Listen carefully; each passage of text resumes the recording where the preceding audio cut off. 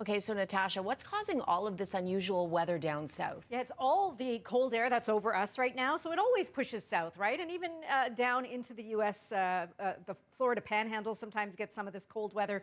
But it went like all the way into the Gulf of Mexico. So the cold air was in place when this area of low pressure rolled through. Okay, here's where it is now. It's way off in the Atlantic Ocean. Here's where it was just 6 hours ago, still hugging the U.S. East Coast. Snowfall reports. I mean, you saw the snow. At least those kids get to toboggan. When are our Toronto kids going to get to toboggan, right? Like, we don't even have enough, any snow here on the ground, at least downtown.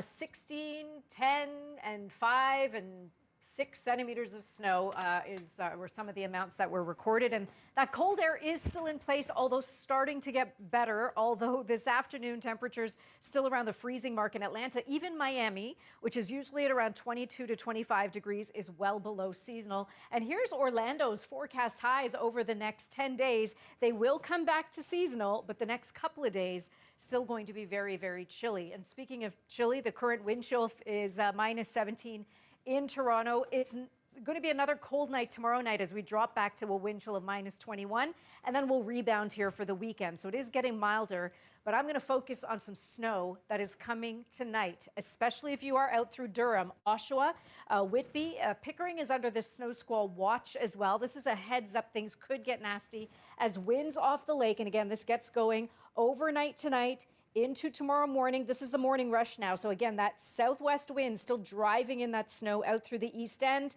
We'll get some flurries into Toronto at times, but take a look at the snowfall amounts. There's a big difference between Toronto, like 1 to 3 centimeters, and Oshawa, 11 centimeters, right? So we will likely see a whole lot more snow out through the east end and the roadways here. So Highway 2 and the 401 going to be kind of a mess here overnight tonight and into tomorrow morning. Saturday will be our next chance at seeing a couple of flurries, but it's going to be pretty windy. We've got gusts around 50 to 60 kilometers per hour, and I've put some wind in there on Monday. Those winds even stronger, but at least temperatures are coming back to seasonal here as we go into the weekend. Cynthia. Right, Natasha Burr, thank